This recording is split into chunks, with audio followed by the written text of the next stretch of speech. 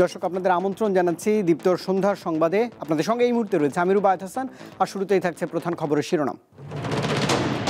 জুলাই বিপ্লবের ঘোষণাপত্র 31 ডিসেম্বর, অপ্রাসঙ্গিক হচ্ছে 72-এর সংবিধান ও আওয়ামী লীগ।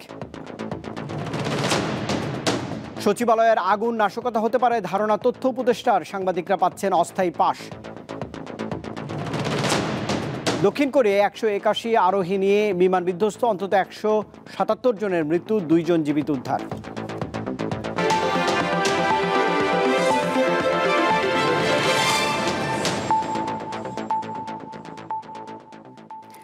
একত্রিশ ডিসেম্বর রাজধানীর কেন্দ্রীয় শহীদ মিনারে জুলাই বিপ্লবের ঘোষণাপত্র দেবে বৈষম্য বিরোধী ছাত্র আন্দোলন। রবিবার সংবাদ সম্মেলনে সংগঠনের নেতা হাসনাত আবদুল্লাহ ও সার্জিস আলম বলেছেন, এর মাধ্যমে 72-এর সংবিধানের কবর হবে। পাশাপাশি আওয়ামী লীগকে অপ্রাসঙ্গিক ঘোষণা করা হবে। জুলাই মাসে সরকারি চাকরিতে কোটা সংস্কারের আন্দোলন শুরু করেন সারা দেশের শিক্ষার্থীরা। এক পর্যায়ে এটি গণ অভ্যুত্থানে পরিণত হয়। এরই পরিপ্রেক্ষিতে 5 আগস্ট পতন ঘটে সরকারের। ভারতে পালিয়ে যান সে সময়ের প্রধানমন্ত্রী শেখ হাসিনা। 8 আগস্ট অধ্যাপক ডক্টর মোহাম্মদ ইউনূসের নেতৃত্বে গঠিত হয় অন্তর্বর্তী সরকার। এরই মধ্যে পার হয়েছে 4.5 মাসের বেশি। এবার জুলাই বিপ্লবের ঘোষণাপত্র বা প্রোক্লেমেশন অব জুলাই রেভলিউশন দিতে যাচ্ছে বৈষম্য বিরোধী ছাত্র আন্দোলন। রোববার রাজধানীর বাংলা মোটরে কেন্দ্রীয় কার্যালয়ের সংবাদ সম্মেলনের আয়োজন করে সংগঠনটি। এতে ঘোষণাপত্রের বিস্তারিত তুলে ধরা হয়। আমরা আমাদের জায়গা থেকে মনে করি এই ঘোষণাটি আমাদের সামগ্রিকভাবে পুরো বাংলাদেশের একটি লিখিত দলিল হিসেবে থাকবে। আমরা মানুষের ভাষাটাকে আমরা রূপান্তর করার চেষ্টা করেছি। এই পুরো সময়টা মানুষ যেটা চেয়েছে সেটাকে আমরা ভাষা দেওয়ার চেষ্টা করেছি। তো সেই জায়গা থেকে সেটির ধারাবাহিকতাই এই প্রোক্লেমেশন অফ জুলাই রেভলিউশন। তারা বলেন, ঘোষণাপত্রে গণমানুষের প্রত্যাশা প্রতিফলিত হবে। আমাদের এই বিপ্লব যেমন ফ্যাসিস্ট বিরোধী সকলকে ধারণ করতে পেরেছিল, আমাদের এই ঘোষণাপত্র সকলের আশা আকাঙ্ক্ষাকে ধারণ করতে পারবে। আমাদের এই প্রোক্লেমেশন অফ জুলাই রেভলিউশনে যে বেসিক্যালি এই মুজিববাদী সংবিধানটা কিভাবে গণমানুষের আকাঙ্ক্ষাকে বিনষ্ট করেছে এবং ঠিক কিভাবে এটার আমরা রিপ্লেসমেন্ট করতে চাই। 31 ডিসেম্বর কেন্দ্রীয় শহীদ মিনারে সবাইকে উপস্থিত থাকার আহ্বান জানান বৈষম্য বিরোধী ছাত্র আন্দোলনের নেতারা। সঞ্জিদা প্লাবনী, দীপ্ত সংবাদ, ঢাকা। সোমবার থেকে অস্থায়ী পাস নিয়ে সাংবাদিকরা সচিবালয়ে প্রবেশ করতে পারবেন। তথ্য ও সম্প্রচার উপদেষ্টা নাহিদ ইসলাম রবিবার এই কথা জানিয়েছেন। সচিবালয়ের আগুন নাশকতা হতে পারে বলেও ধারণা করছেন তিনি। গত বুধবার রাত 2টার দিকে সচিবালয়ের 7 নম্বর ভবনে আগুন লাগে। ফায়ার সার্ভিসের 19টি ইউনিট 10 ঘন্টার চেষ্টায় তা পুরোপুরি নেভাতে সক্ষম হয়। ঘটনার কারণ খুঁজতে 8 সদস্যের উচ্চ ক্ষমতার তদন্ত কমিটি গঠন করে মন্ত্রিপরিষদ বিভাগ। এরপরই নিরাপত্তা জোরদারের কথা বলে সচিবালয়ে প্রবেশের সব অস্থায়ী পাস বাতিল করা হয়। শুক্রবার স্বরাষ্ট্র মন্ত্রণালয় এই আদেশ জারি করে। বাতিল করা হয় সংবাদকর্মীদের পাসও। রোববার সপ্তাহের প্রথম কার্যদিবসে শুধু উপদেষ্টা ও সচিবরা গাড়িতে করে ভেতরে যাওয়ার সুযোগ পান। অন্যরা বাইরে গাড়ি থেকে নেমে হেঁটে কর্মস্থলে যান। যদি প্রয়োজন হয় তাহলে সবাইকে কষ্ট করতে হবে, নিশ্চয়ই কোনো কারণ আছে হয়তোবা। ভয়ের বিষয় নাই, তবে একটু তো ভোগান্তি হচ্ছে, হেঁটে যেতে হবে পুরোটা। নিরাপত্তার জন্য যা যা করবে আমরা সেটাকে সাপোর্ট করব বা সেটাকে আমরা ফলো করব সরকারি কর্মচারী হিসাবে। না, সাময়িকভাবে আমাদের কোনো ভীতি কাজ করতেছে না, তবে যে পরিস্থিতি ঘটছে ওইটার সম্মুখীন এখন আমরা দেখতেছি, একটু নিরাপত্তা জোরদার করা হয়েছে। সংবাদকর্মীরা সচিবালয়ের বাইরে থেকে পেশাগত দায়িত্ব পালন করেন। উদ্ভূত পরিস্থিতি নিয়ে সাংবাদিক নেতারা স্বরাষ্ট্র উপদেষ্টার সঙ্গে দেখা করতে যান। একটু পরে সচিবালয়ে গেটে আসেন তথ্য ও সম্প্রচার উপদেষ্টা। জানান, কার্ড বাতিলের সিদ্ধান্ত সাময়িক। আমরা সাংবাদিক সংগঠনগুলোর সাথে বসবো, যারা সচিবালয়ের সংগঠন এছাড়া যে বাইরের সংগঠনগুলো রয়েছে তাদের সাথে বসে, মিডিয়া হাউসগুলোর সাথে বসে একটা নির্দিষ্ট সংখ্যায় অস্থায়ী পাস দেওয়া হবে। কালকে থেকেই আপনারা প্রবেশ করতে পারবেন সচিবালয়। আর একটা নির্দিষ্ট সময় নিয়ে আমরা আবেদন করে স্থায়ী পাস সেটা দিব। তিনি জানান, সচিবালয়ে সাংবাদিক পরিচয়ে 3000-এর বেশি কার্ড ইস্যু করা আছে। এর মধ্যে অনেক ভুয়া নামও রয়েছে। সচিবালয়ে এইভাবে আগুন লাগাটা এইটা একটা আমরা ভাবছি পরিকল্পনা হতে পারে, স্যাবোটেজও হতে পারে। 3 দিনের একটা সময় দেওয়া আছে একটা প্রাথমিক রিপোর্ট দেওয়ার জন্য। তো আজকের দিন গেলে হয়তো আমরা আগামীকাল কিছুটা জানতে পারবো ঘটনাটি। তবে ঘটনাটি আমাদের সবার ভিতরে একটা উদ্বেগ তৈরি করেছে। তথ্য ও সম্প্রচার উপদেষ্টা জানান, সচিবালয়ে দর্শনার্থীদের পাস সীমিত করা হবে, পরিবর্তন আনা হবে নীতিমালায়। দর্শনার্থীদের পাস আমরা সীমিত করব। মিজানুর রহমান, দীপ্ত সংবাদ, ঢাকা। প্রধান নির্বাচন কমিশনার AM নাসির উদ্দিনের কাছে সংস্কার নিয়ে সুপারিশ চেয়েছেন কমিশনের প্রধান বদিউল আলম মজুমদার। রবিবার প্রধান নির্বাচন কমিশনার AM নাসির উদ্দিনের সঙ্গে তাঁর কার্যালয়ে সাক্ষাতের পর তিনি কথা জানিয়েছেন। নির্বাচন ব্যবস্থা নিয়ে কমিশনের কোনো সুপারিশ রয়েছে কিনা তা জানতে সিইসির সঙ্গে দেখা করেছেন বলেও জানান বদিউল আলম মজুমদার। কমিশনের প্রধান আরও জানিয়েছেন, আগামী 31 ডিসেম্বর বা 3 জানুয়ারি নির্বাচন ব্যবস্থা সংস্কার কমিশনের খসড়া সুপারিশ দেয়া হবে। এতে থাকবে না ভোট রাখার সুপারিশ।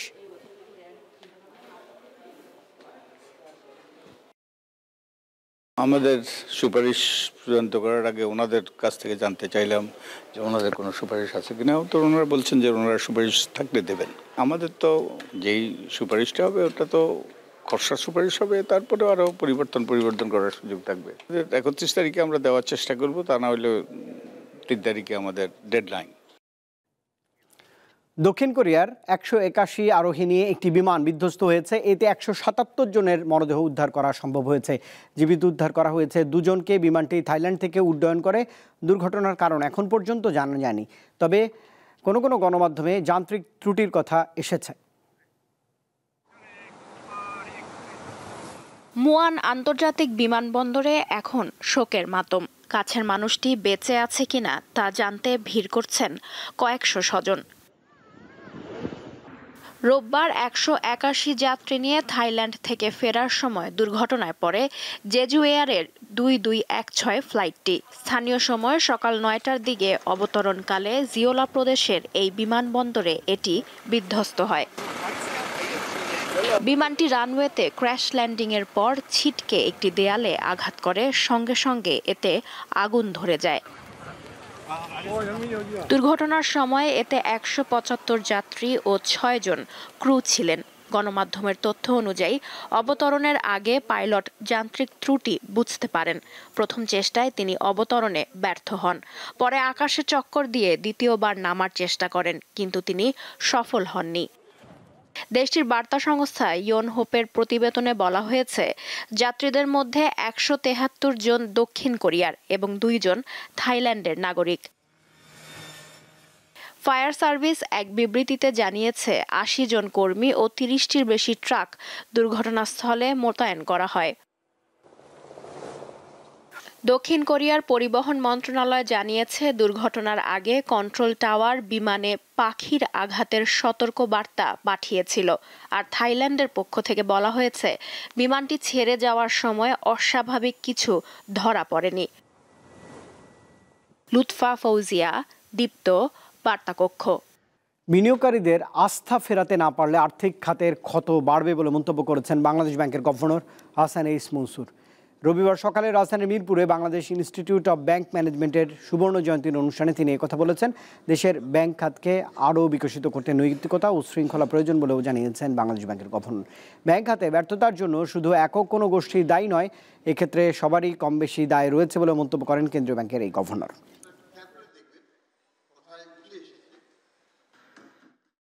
যারা আর্থিক খাত থেকে আর্থিক খাতে বিনিয়োগ করে, বিনিয়োগকারী তারা, এবং সেটাই তো আমরা চাই।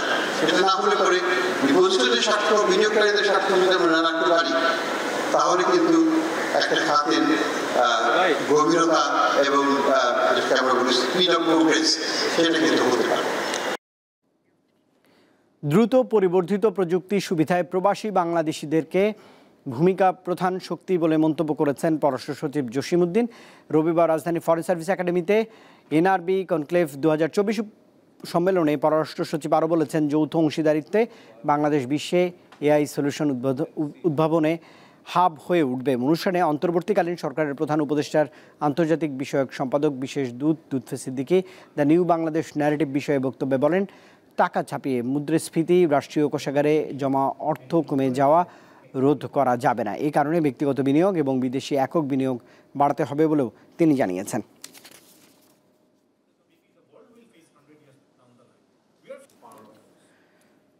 নারায়ণগঞ্জের রূপগঞ্জে গাজী টায়ার্স কারখানায় আগুনের ঘটনায় নিখোঁজদের সন্ধান চেয়েছে তাদের স্বজনরা। রবিবার নিখোঁজদের পরিবারের সদস্যরা জেলা প্রশাসকের কার্যালয়ের সামনে ঢাকা নারায়ণগঞ্জ লিংক সড়ক অবরোধ করে বিক্ষোভ প্রদর্শন করেন। এতে ঢাকা নারায়ণগঞ্জ লিংক রোডে তীব্র যানজটের সৃষ্টি হয়। পরে নারায়ণগঞ্জ সদর উপজেলার ইউএনও জাফর সাদিক চৌধুরী ঘটনাস্থলে গিয়ে নিখোঁজ স্বজনদের বুঝিয়ে সড়ক থেকে সরিয়ে দেন। পরে নিখোঁজ স্বজনরা জেলা প্রশাসকের কার্যালয়ে গিয়ে অতিরিক্ত জেলা ম্যাজিস্ট্রেটের সঙ্গেও সাক্ষাৎ করেছেন। নিখোঁজ স্বজনরা জানিয়েছেন, পরিবারের একমাত্র উপার্জনক্ষম ব্যক্তি নিখোঁজ থাকায় তারা মানবেতর জীবনযাপন করছে।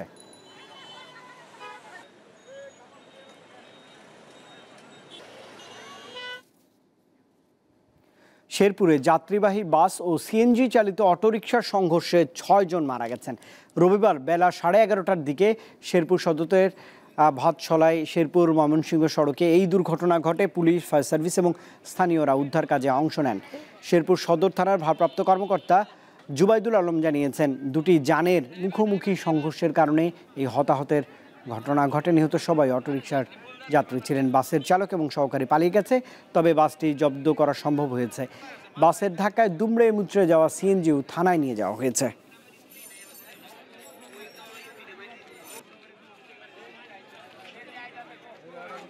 পাকিস্তান ও আফগানিস্তানের সীমান্তরক্ষীদের মধ্যে সংঘর্ষে পাকিস্তানের অন্তত 19 জন সেনা সদস্য নিহত হয়েছে। সংঘর্ষে আফগানিস্তানের 3 বেসামরিক নাগরিকও প্রাণ হারিয়েছে। সংঘর্ষের সূত্রপাত ঘটে চলতি সপ্তাহে আফগানিস্তানের মূল ভূখণ্ডে পাকিস্তানের ক্ষেপণাস্ত্র হামলার পরিপ্রেক্ষিতেই। উভয় দেশের কর্মকর্তারা জানিয়েছেন, পাকিস্তানের খাইবার পাখতুনখোয়া প্রদেশ এবং আফগানিস্তানের খোস্ত প্রদেশের মধ্যবর্তী সীমান্ত এলাকায় 2 দেশের সীমান্তরক্ষী বাহিনীর মধ্যে বিক্ষিপ্ত সংঘর্ষ হয়। এতে উভয় দেশের সীমান্তরক্ষী বাহিনী ভারী অস্ত্র ব্যবহার করেছে।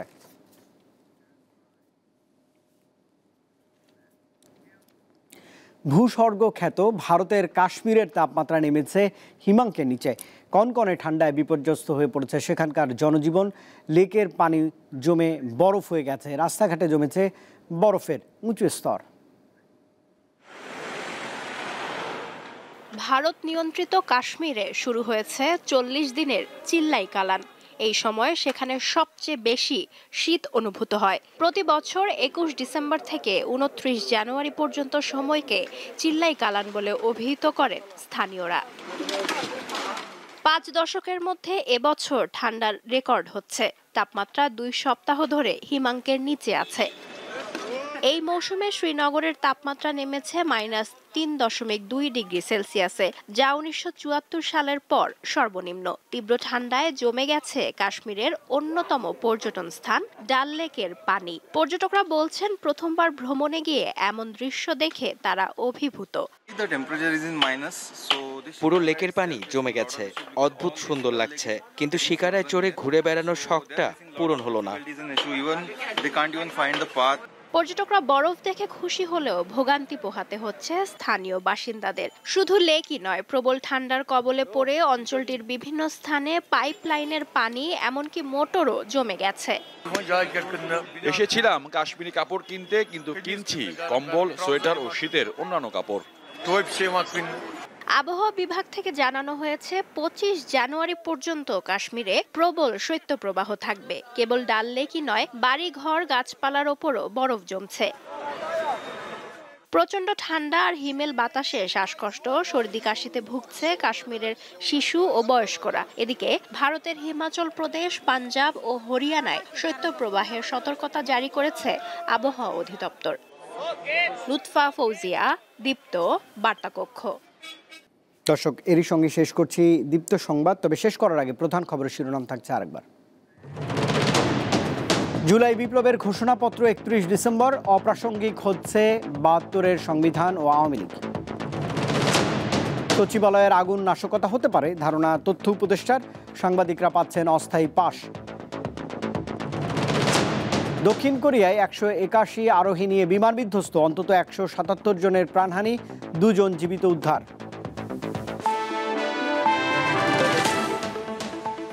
দর্শক, এই ছিল এখনকার মতো। আমাদের পরের আয়োজন রাত 11টার দীপ্ত সংবাদ দেখার আমন্ত্রণ রইল। তখন সঙ্গে থাকবার জন্য ধন্যবাদ সবাইকে।